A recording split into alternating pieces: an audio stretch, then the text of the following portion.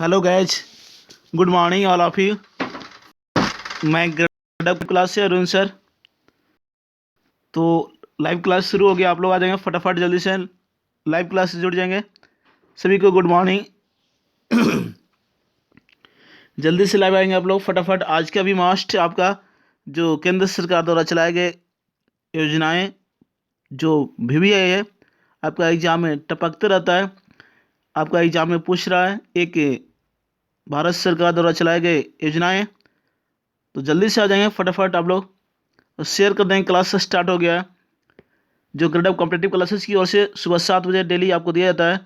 और आपका सभी एग्जाम के लिए NTPC, railway group D, SSC, आपका एमपी पुलिस, सभी एग्जाम के लिए बनाया गया है जी मस्ट। और लास्ट 10 स्टडीज रसगुल्ले मिलेंगे जो आज का मोस्ट जो स्टडीज रसगुल्ले होंगे जी। तो शुरू से अंत तक देखेंगे, लाइव क्लास में बने रहेंगे शुरू से अंत तक और शेयर करेंगे जी। और सब्सक्राइब कर देंगे जो हमारे YouTube channel grade of competitive classes पर जो नए हैं वो सब्सक्राइब कर देंगे ताकि आपको नोटिफिकेशन मिलते रहे जी। आज का मोस्ट कतई जरा वाले सवाल है, जब तक तोड़े नहीं, जब तक ऑनलाइन क्लासेस छोड़ेंगे नहीं जी, बिल्कुल इसी तरह बने रहेंगे। जब तक तोड़े नहीं, जब तक ऑनलाइन क्लासेस छोड़ेंगे नहीं।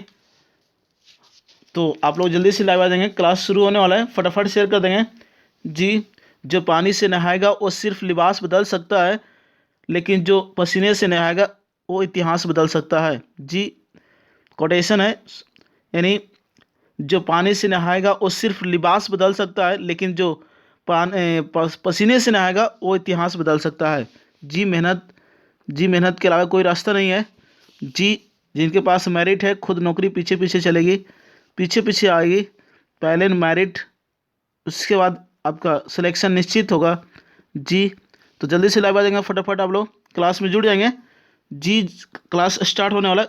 जो आज के आप बाबा के पिटारा मास्ट 20 आपका जो योजनाएं प्रमुख मिलेंगे और 10 स्टडीज रसगुल्ले जो अति महत्वपूर्ण है, अति जहर वाला सवाल है, कतई जहर वाला सवाल है जो टपकेगा छपेगा आपका एनटीपीसी में जी। तो शुरू करते हैं। आज का पहला सवाल क्या बोल रहा है? आज का पहला सवाल क्या बोल रहा है? प्रधानमंत्री मत्स्य संपदा योजना एक कब चलाया गया, ये सवाल है। इस टाइप का आपका एनटीपीसी में पूछा सवाल जी 5 तारीख को। तो सवाल बता देंगे, प्रधानमंत्री मत्स्य संपदा योजना ये कब चलाया गया? तो याद रखें 1 जुलाई 2020 को जी। 1 जुलाई 2020 को चलाया गया। जो संबंधित है किसके लिए चलाया गया? तो मछुआरा और मत्स्य किसानों की आय दुगनी करना। जो आपका प्रधानमंत्री मत्स्य संपदा योजना का उद्देश्य क्या है? तो मछुआरा और मत्स्य किसानों की आय दुगनी करना। ये चलाया गया 1 जुलाई 2020 को जी। मोस्ट है, याद रखेंगे। चलते हैं नेक्स्ट दूसरे नंबर सवाल पर। दूसरा सवाल क्या हो रहा है आपका कि one sun one world one grade योजना कब चलाया गया है? ये सवाल आपका है। One sun one world one grid योजना कब चलाया गया? तो जुलाई अगस्त 2020 के बीच चलाया गया। जुलाई अगस्त के बीच में यानी 2020 में चलाया गया आपको जी। मस्ट है। और आपका पूछेगा किसके लिए चलाया गया, उद्देश्य क्या है? One sun one world one grid योजना का उद्देश्य क्या है? तो दुनिया भर में सौर ऊर्जा की आपूर्ति हेतु। इसका उद्देश्य क्या है? तो दुनिया भर में सौर ऊर्जा की आपूर्ति हेतु ये चलाया गया one sun one world one grid योजना जो जुलाई अगस्त 2020 में जी। मोस्ट है, आप लोग लिखते जाएंगे, पेन और कॉपी साथ में रखेंगे और इसको RNR कर लेंगे को आपका जी।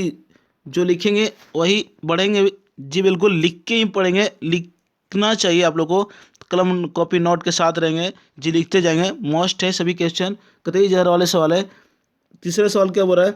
पीएम स्वनिधि पीएम स्वनिधि योजना पीएम स्वनिधि योजना कब चलाया गया, ये सवाल आपका है। तो 1 जुलाई 2020 को जी। आपसे पूछे एग्जाम में पीएम स्वनिधि योजना कब चलाया गया? तो 1 जुलाई 2020 को। इसका उद्देश्य क्या है? तो रेहड़ी पटरी वालों को 10,000 रुपये तक लोन मुहैया कराया जाएगा जी। रेहड़ी पटरी वालों को 10,000 रुपये तक लोन मुहैया कराया जाएगा पीएम स्वनिधि योजना के तहत। तो इस तरह रखेंगे याद। अब लोग चलते नेक्स्ट चौथे नंबर सवाल पर। चौथा सवाल क्या हो रहा है कि अटल भूजल योजना जी। याद रखें, अटल भूजल योजना कब चलाया गया जी। मस्ट याद रखेंगे।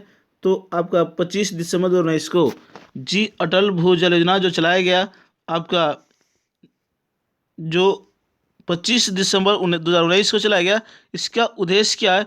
तो अगले 5 साल में 15 करोड़ घरों तक पीने का साफ पानी पहुंचाना। जी मस्ट है, याद रखें। अटल भूजल योजना का उद्देश्य क्या है? तो 5 साल में 15 करोड़ घरों तक पीने का साफ पानी पहुंचाना। इसके तहत आपका अटल भूजल योजना चलाया गया है 25 दिसंबर 2019 को। याद रखें 25 दिसंबर एक मस्ट है आपका दिवस, सुशासन दिवस पूछेगा 25 दिसंबर को, जो अटल बिहारी वाजपेयी का जन्मदिन, बिल्कुल उन्हीं के नाम पर चलाया गया, ये आपका बिल्कुल मस्ट है। चलते नेक्स्ट आपका 5वें नंबर सवाल पर। 5वां सवाल, one nation one ration card योजना कब चलाया गया? ये सवाल है, one nation one ration card योजना कब चलाया गया? तो आपका आंसर हुआ, याद रखें, 1 जून 2020 को। 1 जून 2020 को चलाया गया आपका one national one ration card योजना। जी ये इसका उद्देश्य क्या है? तो देश के किसी भी हिस्से में राशन कार्ड का उपयोग कर राशन ले सकते हैं। जी one nation one ration card योजना के तहत आप किसी देश के किसी भी हिस्से में राशन कार्ड का उपयोग कर राशन ले सकते हैं। जी ये चला गया 1 जून 2020 को। और 1 जून याद रखें मोस्ट है आपका दिवस पूछता है, 1 जून तो विश्व दूध दिवस 1 जून। जी याद रखेंगे,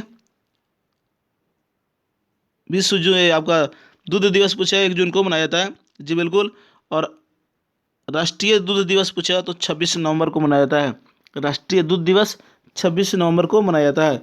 चलते नेक्स्ट आपका 6ठे नंबर सवाल पर। 6ठा सवाल क्या हो रहा है कि दीनदयाल उपाध्याय ग्राम ज्योति योजना कब चलाया गया है? ये सवाल आपका है, दीनदयाल उपाध्याय ग्राम ज्योति योजना कब चलाया गया? तो 25 जुलाई 2015 को चलाया गया। जी याद रखें, सवाल क्या हो रहा है यहाँ पे, जी मोस्ट आपका पूछेगा सवाल, दीनदयाल उपाध्याय ग्राम ज्योति योजना जो चलाया गया, इसका उद्देश्य क्या है? जी याद रखेंगे, तो जो आपको चलाया गया जो आपको चलाया गया 25 जुलाई 2015 को चलाया गया। जी मोस्ट याद रखें, आप पूछेगा सवाल कि सभी गाँवों का विद्युतीकरण, उपभोक्ताओं और किसानों की पर्याप्त बिजली उपपारेषण और वितरण नेटवर्क में सुधार करना, ये आपका चलाया गया है। आपका चलाया गया दीनदयाल उपाध्याय ग्राम योजना, ग्राम ज्योति योजना। जी कब चलाया गया? 25 जुलाई 2015 को। और किसके लिए चलाया गया? तो सभी गांवों की विद्युतीकरण, उपभोक्ताओं और किसानों की पर्याप्त बिजली और उपपारेषण और वितरण नेटवर्क में सुधार करना, ये चलाया गया आपका, इसका उद्देश्य है। जी नेक्स्ट चलते हैं 7वें नंबर सवाल पर। जी बने रहेंगे इसी तरह शुरू से अंत तक। अब फटाफट लाइक कर देंगे, शेयर कर देंगे, क्लास स्टार्ट है, जो अभी तक शेयर नहीं किए शेयर कर देंगे अपने ग्रुप पे, और लाइक कर देंगे फटाफट। और हमारे YouTube channel grade competitive classes पर नए जुड़ेंगे वो सब्सक्राइब कर देंगे। जी मस्ट है आपका, कतई जार वाले सवाल है, सभी मस्ट है, शुरू से अंत तक बने रहेंगे। और 10 स्टेटिस रसगुल्ले मिलेंगे जो आपका एनटीपीसी में टपक रहा है। जी बिल्कुल वही आधार पर आपको बनाया गया है स्टेटिस जीके। जी बिल्कुल।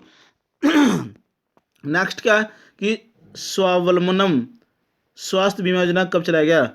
स्वावलंबन स्वास्थ्य बीमा योजना कब चलाया गया? ये सवाल आपका है, तो 21 सितंबर 2015 को चलाया गया है। जी याद रखें। और इसका उद्देश्य क्या है? तो विकलांग व्यक्तियों को सस्ती स्वास्थ्य बीमा योजना प्रदान करना। जी मस्ट है, स्वावलंबन स्वास्थ्य बीमा योजना का उद्देश्य क्या है? तो विकलांग व्यक्तियों को सस्ती स्वास्थ्य बीमा योजना प्रदान करना। जी याद रखें इस तरह। चलते नेक्स्ट आपका 8वें नंबर सवाल पर। जी मस्ट है, सभी सवाल बने रहेंगे शुरू से अंत तक, कतई जार वाले सवाल है सभी। नेक्स्ट क्या है कि सार्वभौम स्वर्ण बॉन्ड योजना कब चलाया गया? ये सवाल आपका है, सार्वभौम स्वर्ण बॉन्ड योजना कब चलाया गया? तो 5 नवंबर 2015 को चलाया गया। जी 5 नवंबर 2015 को चलाया गया। और इसका उद्देश्य क्या है? तो स्वर्ण बॉन्ड भारतीय रिजर्व बैंक द्वारा जारी किए गए हैं। अगर आपसे पूछ दें कि सार्वभौम स्वर्ण योजना बॉन्ड योजना किसके द्वारा शुरू किया गया है, कौन सा बैंक जारी किया? तो आरबीआई ने जारी किया है। बिल्कुल याद रखें, जो न्यूनतम 2 ग्राम व अधिकतम 500 ग्राम तक के सोने बॉन्ड किसी एक व्यक्ति द्वारा खरीदे जा सकते हैं। जी उसका उद्देश्य क्या है? सार्वभौम स्वर्ण बॉन्ड योजना के तहत जो उद्देश्य इसका क्या है, यानी कौन सा जारी किया? तो आरबीआई बैंक ने जारी किया। और इसमें आरबीआई ने घोषणा किया कि न्यूनतम 2 ग्राम और अधिकतम 500 ग्राम तक के स्वर्ण बॉन्ड किसी एक व्यक्ति द्वारा खरीदे जा सकते हैं। जी इस तरह याद रखें। नेक्स्ट क्या आपका 9वें नंबर सवाल। 9 नंबर सवाल क्या है? स्वर्ण सिक्का व बुलियान योजना कब चलाया गया? ये सवाल आपका है जी। मस्ट है, सभी क्वेश्चन शुरू से अंत तक बने रहेंगे। फटाफट लाइक कर देंगे, शेयर कर देंगे। क्लास स्टार्ट है। बाबा का पिटारा में मस्ट आपको प्रमुख योजना है और 10 स्टडीज रसूल है जो आपका एनटीपीसी में टपकेगा, छपेगा आपको। जी मैं निश्चित बोल रहा हूँ, बिल्कुल आपका इस सवाल से आपके एक सवाल पूछ रहा है आपको प्रमुख योजनाएं, सवाल हर शिफ्ट में आपका एक सवाल पूछ रहा है, तो मैं उसी आधार पर क्वेश्चन तैयार किया हूँ जो आपका एनटीपीसी में टपकेगा, छपेगा आपको। तो बने रहेंगे शुरू से अंत तक और सब्सक्राइब को आगे बढ़ाएं। तो मैं डिजिटल बोर्ड के साथ ऑनलाइन क्लासेस लेकर आऊँगा, वीडियो ऑनलाइन क्लासेस। जी बिल्कुल, तो जल्दी से आप लोग फटाफट सब्सक्राइब बढ़ाएं और शेयर करें अपने दोस्तों के बीच, अपने ग्रुप में। जी अधिक से अधिक ऑनलाइन क्लासेस में भाग लें। जो ज़बरदस्त गो का नंबर वन आपका गडब कॉम्पिटिटिव क्लासेस चैनल, जो आपके बाबा के पिटारा मास्ट आपका सभी करंट अफेयर स्ट्रेटेजी के जो आपको दिया जाता है। जी बिल्कुल बने रहेंगे शुरू से अंत तक इसी तरह। स्वर्ण सिक्का व बुलियान योजना कब चलाया गया? तो 5 नवंबर 2015 को चलाया गया। जी याद रखें, 5 नवंबर 2015 को आपका चलाया गया, बिल्कुल याद रखें। और क्या पूछेगा सवाल आपसे? जी इसका उद्देश्य क्या है? तो स्वर्ण सिक्का व बुलियन योजना के तहत 5-5 व 10-10 ग्राम के सोने के सिक्के सरकार द्वारा जारी किए गए हैं। जी ये आपका केंद्र सरकार द्वारा, नहीं सरकार द्वारा जो 5-5 और 10-10 ग्राम के सोने के सिक्के जारी किए गए हैं, स्वर्ण सिक्का व बुलियन योजना, जो 5 नवंबर 2015 को घोषणा की गई। चलते नेक्स्ट आपका 10वें नंबर सवाल पर। जी सभी जो आपका योजनाएं मैं जो बता रहा हूँ वो कॉपी पर नोट कर लेंगे। जी मस्ट है और उसको RNR कर लेंगे, रीड एंड रिवीजन कर लेंगे, तो आपको एग्जाम में जरूर टपकेगा, छपेगा, जरूर आप टपका के आएंगे एग्जाम में। जी बिल्कुल, जब तक तोड़ेंगे नहीं, जब तक ऑनलाइन क्लासेस छोड़ेंगे नहीं, बिल्कुल इसी तरह बने रहेंगे। 10वां सवाल, किलकारी योजना कब चलाया गया? जी किलकारी योजना कब चलाया गया? तो याद रखें 25 दिसंबर 2015 को चलाया गया किलकारी योजना। जी बिल्कुल याद रखें इस तरह। और आपसे पूछेगा कि किलकारी योजना का उद्देश्य क्या है? तो गर्भवती महिलाओं और नवजात बच्चों के स्वास्थ्य को लेकर जागरूकता लाने के लिए एक विशेष मोबाइल ऑडियो क्लिप सेवा किया गया है। जी बिल्कुल याद रखें, किलकारी योजना के तहत जो आपको गर्भवती महिलाओं और नवजात बच्चों के स्वास्थ्य को लेकर जागरूकता लाने के लिए एक विशेष मोबाइल ऑडियो क्लिप सेवा किया गया है। जी बिल्कुल इस तरह याद रखेंगे। तो नेक्स्ट चलते हैं 11वें नंबर सवाल पर। 11वां सवाल क्या हो रहा है कि आपका सेतु भारतम परियोजना। जी सेतु भारतम परियोजना एक कब चलाया गया? जी ये भी मोस्ट है, कतई जार वाले सवाल है, आपका एग्जाम में पूछा सवाल है जो बिहार पुलिस ड्राइवर का हुआ। जी मोस्ट सेतु भारतम परियोजना कब चलाया गया? तो 4 मार्च 2016 को चलाया गया। और पूछेगा सवाल कि इसका उद्देश्य क्या है? तो 2019 तक सभी राष्ट्रीय राजमार्गों को रेलवे में क्रॉसिंग से मुक्त करता है। जी ये सवाल आपका बोलता है सेतु भारत योजना के तहत कि 2019 तक सभी राष्ट्रीय राजमार्गों को रेलवे में क्रॉसिंग से मुक्त कराना। जी ये आपका उद्देश्य है सेतु भारतम परियोजना, 4 मार्च 2016 को चलाया गया है। जी नेक्स्ट चलते हैं 12वें नंबर सवाल पर। सभी मोस्ट है, बने रहेंगे शुरू से अंत तक इसी तरह। माँ अभियान माँ अभियान कब चलाया गया? ये सवाल आपका है। तो याद रखें 5 अगस्त 2016 को चलाया गया। जी माँ अभियान जो चलाया गया ये आपका 5 अगस्त 2016 को। जी याद रखें इस तरह। और इसका उद्देश्य क्या है? तो स्तनपान को बढ़ावा देने के लिए। माँ अभियान का उद्देश्य क्या है? तो स्तनपान को बढ़ावा देने के लिए। तो इस तरह याद रखेंगे। जो आपको माँ अभियान का ब्रांड एम्बेसडर तो माधुरी दीक्षित, माँ अभियान का ब्रांड एम्बेसडर तो माधुरी दीक्षित, इस तरह याद रखेंगे। एक पूछा नमामि गंगे कार्यक्रम कब चलाया गया? तो 7 जुलाई 2016 को। नमामि गंगे पूछेगा कब चलाया गया? तो 2016 को चलाया गया, जो 7 जुलाई। जी याद रखें जो चलाया गया आपका। और इसका उद्देश्य क्या है? तो गंगा नदी को स्वच्छ बनाए रखने के लिए नमामि गंगे कार्यक्रम जो 7 जुलाई 2016 को चलाया गया, इसका उद्देश्य क्या है? तो गंगा नदी को स्वच्छ बनाए रखने के लिए। जी बिल्कुल मोस्ट है। चलते नेक्स्ट आपका 13वें नंबर सवाल पर। 13वां सवाल क्या बोला आपका कि फ्लाई फॉर श्योर योजना कब चलाया गया? ये सवाल आपका है। फ्लाई फॉर श्योर योजना कब चलाया गया?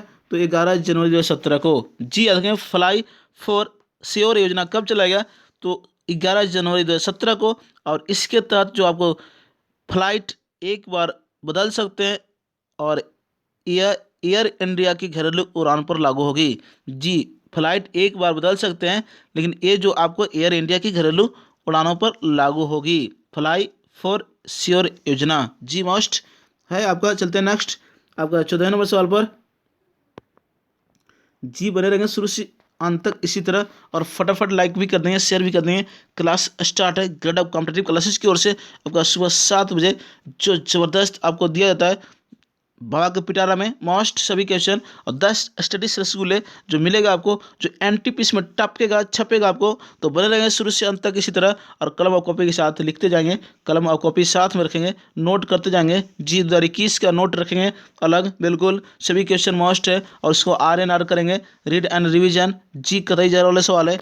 चलते हैं नेक्स्ट 14वें नंबर सवाल, संपदा योजना कब चलाया गया? ये सवाल आपका है, संपदा योजना कब चलाया गया? तो 3 मई 2017 को चलाया गया है। जी संपदा योजना कब चलाया गया? तो 3 मई 2017 को चलाया गया है। जी इस तरह याद रखें। और इसका उद्देश्य क्या है? तो खाद्य प्रसंस्करण को बढ़ावा देने के लिए।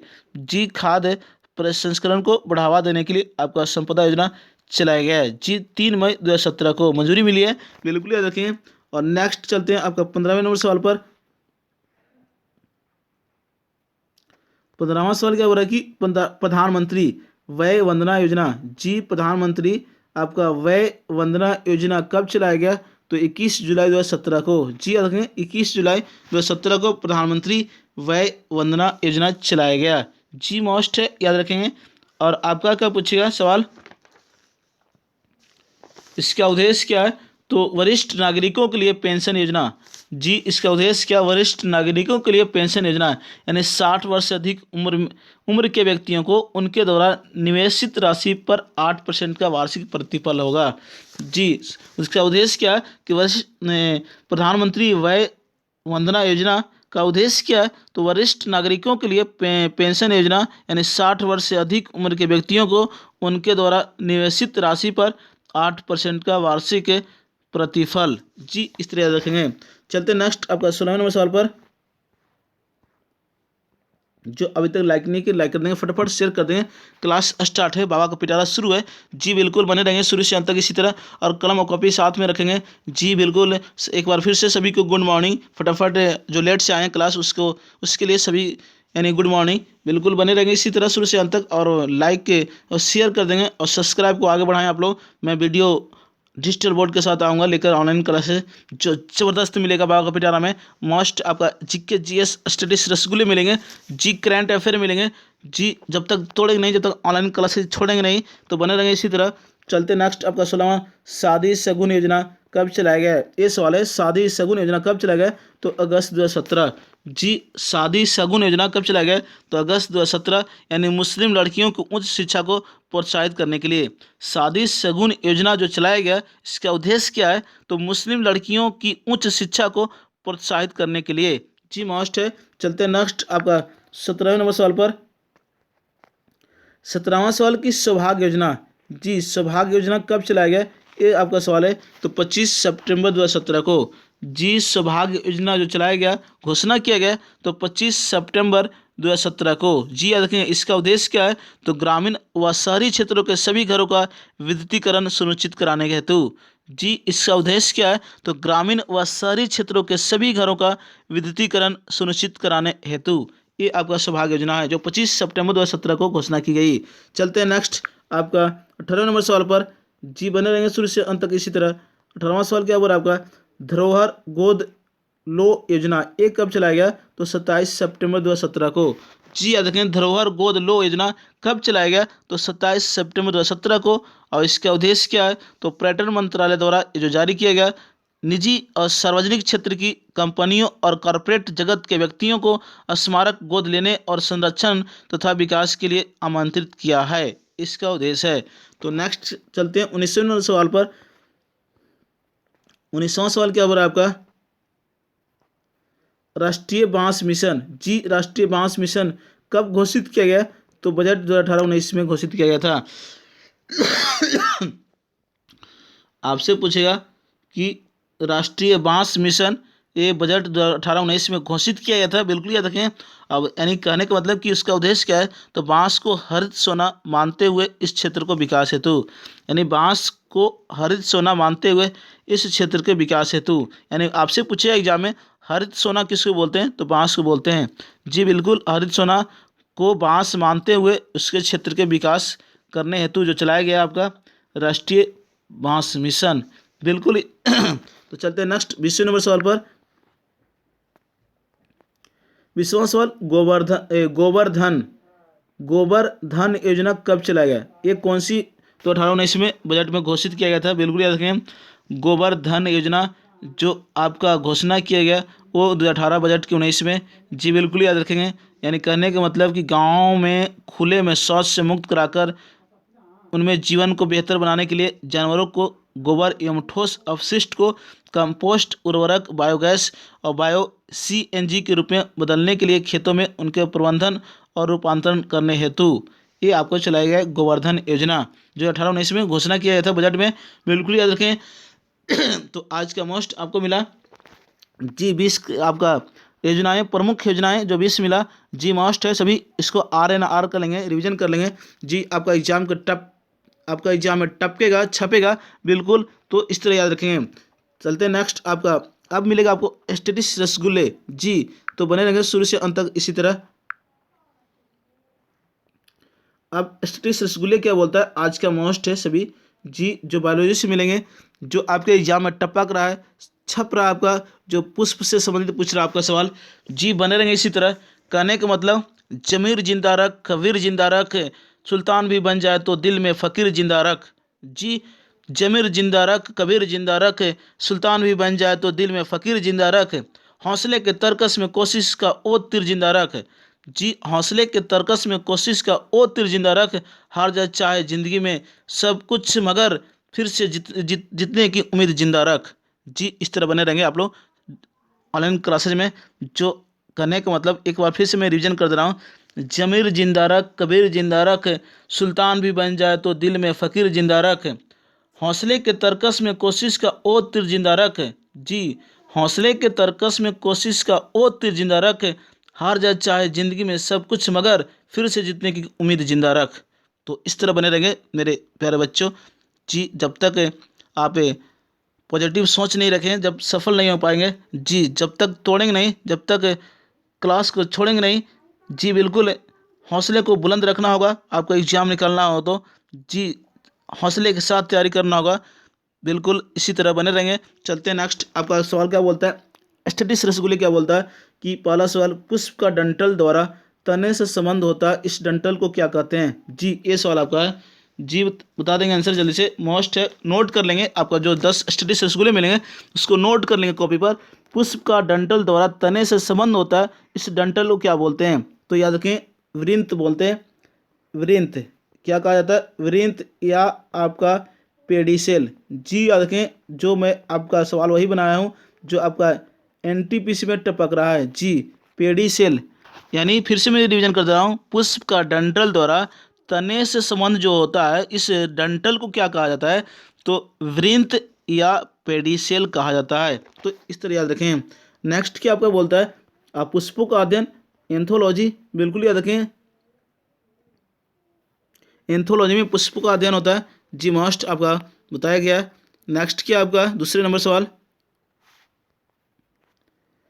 पुष्प में नर जनन अंग को क्या कहा जाता है? ये सवाल है, पुष्प में नर जनन अंग को क्या कहा जाता है? तो याद रखें, पुंकेसर जी। पुकेसर पुंकेसर आपको कहा जाता है। जो पुष्प में नर जनन अंग को क्या कहा जाता है? तो पुकेसर या पुमंग कहा जाता है, या आपको पुमंग कहा जाता है। तो इस तरह याद रखेंगे। नेक्स्ट क्या तीसरे नंबर सवाल, और आपको मालूम है पुष्प के 4 भागों में बांटा गया है जी, बिल्कुल 4 भाग होते हैं इनके, तो याद रखेंगे। नेक्स्ट क्या आपका तीसरे नंबर सवाल कि प्रागकोश में कितने कोष्ठ होते हैं जी, मोस्ट है, याद रखें। प्रागकोश में कितने कोष्ठ होते हैं? तो याद रखें आपका 4 कोष्ठ होते हैं जी। कितने होते हैं? 4 कोष्ठ। प्रागकोश में कितने कोष्ठ होते हैं? तो 4 कोष्ठ होते हैं जी, इस तरह याद रखें। चलते हैं नेक्स्ट आपका चौथे नंबर सवाल पर जी। अभी तक जो लाइक नहीं किया, लाइक कर देंगे, फटाफट शेयर कर देंगे जी, अभी से भी शेयर कर देंगे। क्लास से स्टार्ट है जो अब चल रहा स्टेटिस रसगुल्ले जी, सभी मोस्ट के लिए, सभी एग्जाम के लिए मोस्ट है। NTPC, railway group D, SSC, आपका MP पुलिस, बिहार दरोगा, सभी एग्जाम के लिए बनाया गया है। जो आपके नेक्स्ट एग्जाम, नेक्स्ट भर्ती आने वाला है SSC GD और आपका MTS 8000 भर्ती आने वाली है, तो उसके लिए मोस्ट आप पहले ही से लग जाएंगे तैयारी में जी, पहले से ही आप तैयारी में लग जाएंगे। जो इनका एनटीपीसी, जिनका एमटीएस और एसएसजीडी जो आपका मार्च में ऑनलाइन होगा, बिल्कुल तो पहले से ही लग जाएंगे आप तैयारी में। नेक्स्ट क्या बोलता है आपका जी, पुष्पों में मादा जनन अंग क्या कहलाता है जी, ये पुष्पों में मादा जनन अंग क्या कहलाता है, तो याद रखें जायांग जी। पुष्पों में मादा जनन अंग को क्या बोलते हैं, तो जायांग बोलते हैं, और आपका या स्त्री केसर बोलते हैं, या आपका स्त्री केसर जी, याद रखेंगे आपका स्त्री केसर भी कहा जाता है। अगर आपसे पूछे, फिर से मैं रिवीजन करता रहा हूँ कि पुष्प में नर जनन अंग को क्या कहा जाता है, तो पुकेसर या पुमंग, और अगर पूछते पुष्प में मादा जनन अंग को क्या बोलते हैं, तो जायांग या आपका स्त्री केसर जी। ऑफलाइन क्लासेस में पूरा इसका डिटेल बता दूंगा जी, और प्रैक्टिकली के साथ बता दूंगा। यहाँ पे मैं नहीं बता पा रहा हूँ। अगर आपका डिजिटल बोर्ड रहता तो मैं आपका इमेज के साथ बता देता पुष्प के बारे में, लेकिन नहीं बता पा रहा हूँ। लेकिन आप इस तरह याद रखेंगे, जो आपके जल्द एग्जाम में जो आपका एनटीपीसी चल रहा है जी, एक सवाल इससे पूछ रहा है आपको, तो उसी आधार पर मैंने बनाया क्वेश्चन जो नेक्स्ट आपको मिल रहा है जी। आपका 5वां सवाल, पुष्प का सहायक अंग कौन सा होता है जी, ये सवाल है पुष्प का सहायक अंग होता है, यानी याद रखें बाह्यदल पुंज जी। बाह्यदल पुंज जो आपको बोलते हैं बाह्यदल पुंज, याद रखेंगे आपका पुष्प का सहायक अंग होता है बाह्यदल पुंज एवं दल पुंज, दोनों होता है। याद रखेंगे इस तरह पुष्प का सहायक अंग होता है, तो याद रखेंगे बाह्यदल पुंज एवं दल पुंज दोनों होता है, बिल्कुल याद रखेंगे इस तरह। और आपसे नेक्स्ट क्या पूछ रहा है जी, याद रखेंगे 6 नंबर सवाल चलते हैं।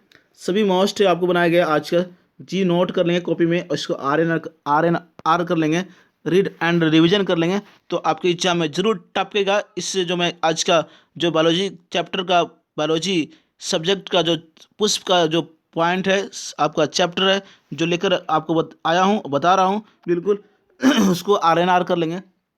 पुष्प का आवश्यक अंग होता है, ये सवाल है, पुष्प का आवश्यक अंग होता है तो पुमंग जी, याद रखें। अगर पुष्प का आवश्यक अंग होता है तो पूछेगा तो पुमंग जी, पुमंग या जायंग, पुमंग पुमंग एवं जायंग,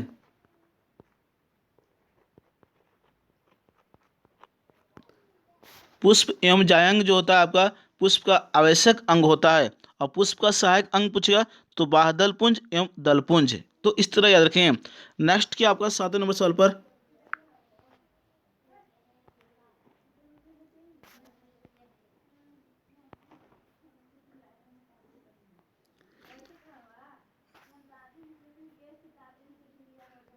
7वां सवाल क्या हो रहा है कि 1937 में प्रांतीय चुनाव के समय कांग्रेस का चुनाव चिन्ह क्या था जी, ये सवाल है जी, मोस्ट याद रखेंगे, कतई जरा वाले सवाल है, जल्दी से बता देंगे सभी को जी। आज का जो स्टडीज शेड्यूल है और मोस्ट 20 प्रमुख योजना है, तो इस तरह आप बने रहेंगे शुरू से अंत तक जी, नोट करते जाएंगे। मोस्ट है यानी 1937 में प्रांतीय चुनाव के समय कांग्रेस का चुनाव चिन्ह क्या था, ये आपका सवाल बोल रहा है जी। बता देंगे आंसर इसका फटाफट, जल्दी से बता देंगे सभी कोई जी। मोस्ट है आपका, तो याद रखें पीला बक्सा जी, चुनाव चिन्ह क्या था, तो पीला बक्सा, यानी पीला बॉक्स था आपका, पीला बक्सा, याद रखेंगे। आपका 1937 में प्रांतीय चुनाव के समय कांग्रेस का चुनाव चिन्ह क्या था, तो पीला बक्सा जी, बिल्कुल याद रखें।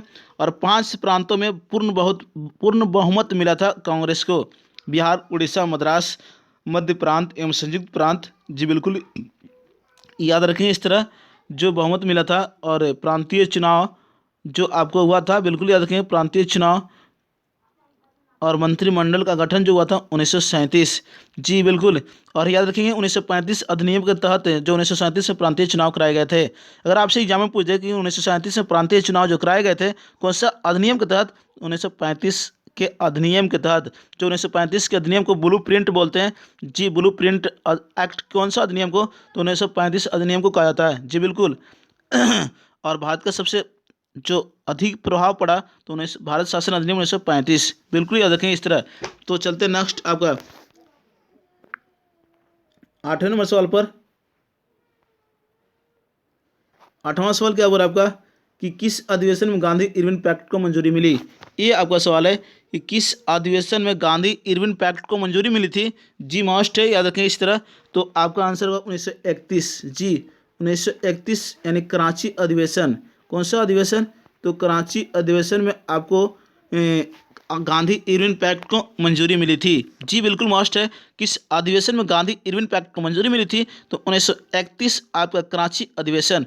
अगर आपसे पूछ दे, बिल्कुल याद रखें, कराची अधिवेशन का अध्यक्षता कौन किया? तो सरदार वल्लभ भाई पटेल। जी बिल्कुल याद रखेंगे। अगर आपसे पूछ दे कि कौन सा अधिवेशन में मौलिक अधिकार की मांग किया गया था, तो कराची अधिवेशन, जो आपका सरदार वल्लभ भाई पटेल थे। जी सरदार वल्लभ भाई पटेल की अध्यक्षता में जो उन्होंने सर्वप्रथम मौलिक अधिकार की मांग की थी 1931 में, बिल्कुल। और 1931 कराची अधिवेशन में ही गांधी इरविन पैक्ट को मंजूरी मिली थी। अगर आपसे एग्जाम में पूछे कि गांधी इरविन समझौता कब हुआ, तो याद रखें आपका 1931। जी बिल्कुल याद रखें, 1931 में ही आपका जो गांधी इरविन समझौता हुआ था। जी बिल्कुल, ये भी एग्जाम में आपसे टपकता है, एग्जाम में आपका छपता है, तो भी याद रखेंगे। चलते हैं नेक्स्ट आपका 9वें नंबर सवाल पर। और याद रखें, गांधी इरविन को दो महात्मा जो कहा था, आपका सरोजिनी नायडू ने कहा था। बिल्कुल याद रखें, गांधी इरविन को दो आंखें किसने कहा? तो आपका सरोजिनी नायडू। बिल्कुल याद रखें इस तरह भी। नेक्स्ट किया आपका 9वें नंबर सवाल। 1857 क्रांति की जांच के लिए कमेटी गठित की गई थी। ये आपका सवाल है। एक सवाल आपका एनटीपीसी में 1857 क्रांति से पूछ रहा है। बिल्कुल याद रखें, 1857 की क्रांति के जांच के लिए कमेटी गठित की गई थी, उसका नाम क्या था? जी ये सवाल आपका, तो जल्दी से बता देंगे सभी को मिलकर फटाफट है। तो आपको याद होगा पील कमीशन। जी याद रखें, कौन सी कमीशन? तो आपका पील कमीशन। इस तरह याद रखें, पील कमीशन आपका 1857 क्रांति की जांच के लिए गठित की गई थी, पील कमीशन। अगर आपसे पूछ दे कि 1857 क्रांति के समय भारत का वायसराय कौन था, तो लॉर्ड कैनिंग। 1857 क्रांति दिवस कब मनाया था? तो 10 मई को मनाया जाता है। और आपसे पूछ दे कि आपका कहाँ से शुरुआत हुई, तो मेरठ से शुरुआत हुई थी। बिल्कुल याद रखें, 1857 क्रांति में किसको सबसे पहले फांसी दिया गया था? तो मंगल पांडे को। जी बिल्कुल याद रखेंगे। और आपका बिल्कुल, और क्या पूछेगा सवाल? जी मोस्ट, इससे सवाल आपका पूछ रहा है। जी बिल्कुल याद रखेंगे। अगर आपसे पूछ दे कि 1857 पुस्तक कौन लिखा, तो डॉक्टर सुरेंद्र नाथ सेन। 1857 पुस्तक कौन लिखा, तो डॉक्टर सुरेंद्र नाथ सेन। जी बिल्कुल याद रखेंगे। और क्या पूछा है? The great revolution. The great revolution पुस्तक कौन लिखा, तो अशोक मेहता। जी याद रखें, द ग्रेट रिवॉल्यूशन पुस्तक कौन लिखा, तो आपका अशोक मेहता। जी मोस्ट है, बिल्कुल याद रखें। और First War of Indian Independence पुस्तक कौन लिखा, तो वीडी सावरकर। जी First War of Indian Independence पुस्तक कौन लिखा, तो आपका वीडी सावरकर। जी बिल्कुल याद रखेंगे, 1908 में मराठी भाषा में लिखा था। जी मोस्ट है, कदे जाने वाले सवाल है सभी। और 1857 के क्रांति के समय यानी विद्रोह के समय इंग्लैंड का प्रधानमंत्री कौन था, तो पारमास्टान। जी बिल्कुल याद रखेंगे। और भारत का वायसराय लॉर्ड कैनिंग। और ब्रिटेन की महारानी कौन थी, तो विक्टोरिया थी। बिल्कुल इस तरह याद रखें, इस तरह मोस्ट है आपका कतई जरा वाले सवाल है। और मंगल पांडे जो आपका 34वीं बटालियन का सिपाही था। जी इस तरह याद रखें। 1857 क्रांति का प्रतीक चिन्ह क्या था, कमल और रोटी। तो इस तरह याद रखेंगे। नेक्स्ट चलते हैं आपका 10वें नंबर सवाल पर। 10वां सवाल का एम पुंछी आयोग। जी सवाल है, एम पुंछी आयोग का गठन कब हुआ था, तो 2007 में। जी याद रखें, मोस्ट है भी सवाल, सभी मोस्ट मिलेगा आपको। जी मोस्ट। तो एम पुंछी आयोग कब गठित हुआ, 2007 में। जो केंद्र और राज्य के बीच जो बंटवारा का संबंध है, शक्तियों का बंटवारा, जी केंद्र और राज्य के बीच आपका एम पुंछी आयोग। सरकारी आयोग पूछे 1983। जी भी मोस्ट है आपका, केंद्र और राज्य के बीच जो शक्तियों का बंटवारा, सरकारी आयोग 1983। एम पुंछी आयोग 2007। जी मोस्ट याद रखें इस तरह। चलते हैं नेक्स्ट आपका 12वें नंबर सवाल पर, सॉरी 11वें नंबर सवाल पर। 11वां सवाल क्या हो रहा है कि विजया बैंक और देना बैंक का विलय किस बैंक में हो गया।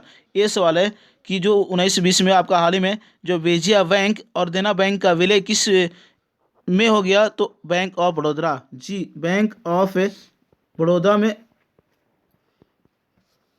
बैंक ऑफ बड़ौदा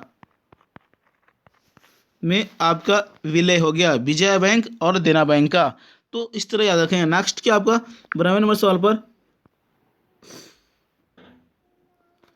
12वां सवाल क्या है कि ओरिएंटल बैंक ऑफ कॉमर्स और यूनाइटेड बैंक ऑफ इंडिया का विलय किस बैंक में हो गया? ये सवाल है। ओरिएंटल बैंक ऑफ कॉमर्स और यूनाइटेड बैंक ऑफ इंडिया का विलय किस बैंक में हो गया? तो याद रखें पीएनबी यानी पंजाब नेशनल बैंक। जी बिल्कुल याद रखें, पीएनबी में आपका विलय हो गया। ओरिएंटल बैंक ऑफ कॉमर्स और यूनाइटेड बैंक ऑफ इंडिया का विलय पीएनबी यानी पंजाब नेशनल बैंक। और इसका मुख्यालय पूछे तो नई दिल्ली। तो इस तरह याद रखेंगे। जो 1894 में पीएनबी बैंक की स्थापना हुई थी, जी ये भी याद रखेंगे। और आपका पूछेगा सार्वजनिक क्षेत्र का सबसे बड़ा बैंक यानी तो एसबीआई, और दूसरा बैंक पूछेगा तो पीएनबी, और आपसे पूछेगा निजी क्षेत्र का सबसे बड़ा बैंक तो आईसीआईसीआई बैंक। तो इस तरह आज का मोस्ट आपको मिला, जो 12 स्टैटिस रसगुल्ले और 20 मोस्ट प्रमुख योजनाएं। तो ज़रूर बताएंगे कैसा लगा कमेंट बॉक्स में, और लाइक एक बार कर देंगे फटाफट सभी को मिलकर, ज़्यादा से ज़्यादा सभी को लाइक कर देंगे। और आज का मोस्ट सवाल कैसा लगा ज़रूर बताएंगे आप लोग, जल्द से जल्द बता देंगे जल्दी से आप लोग कैसा लगा। और कल फिर मिलेंगे। यहाँ पे देखेंगे आप लोग, एक सूचना सुन लेंगे आप लोग। आपका 2 दिन क्लास बंद रहेंगे, ऑनलाइन क्लासेस 2 दिन बंद रहेंगे कुछ काम की वजह से। मैं कल और परसों ऑनलाइन क्लासेस नहीं लेकर आऊँगा, तो 2 दिन के लिए आप लोग से अब्सेंट रहेंगे। तो नेक्स्ट फिर लेके तीसरे दिन लेकर आऊँगा मैं ऑनलाइन क्लासेस, तो 2 दिन अब्सेंट रहेंगे। तो फिर आप लोग से नेक्स्ट मिलेंगे, ज़रूर बताएंगे। और सब्सक्राइब को बढ़ाएं आप लोग जल्दी से फटाफट। जी डिजिटल बोर्ड के साथ में ऑनलाइन क्लासेस लेकर आऊँगा। जी बिल्कुल। तो आप लोग से विदा लेता हूँ। आज का दिन आप लोग के लिए मंगलमय हो। फूल जैसा खिलते रहिए, हंसते रहिए, मुस्कुराते रहिए। जय हिंद, जय भारत, जय ग्रेड अप कॉम्पिटिटिव क्लासेस, जय बिहार।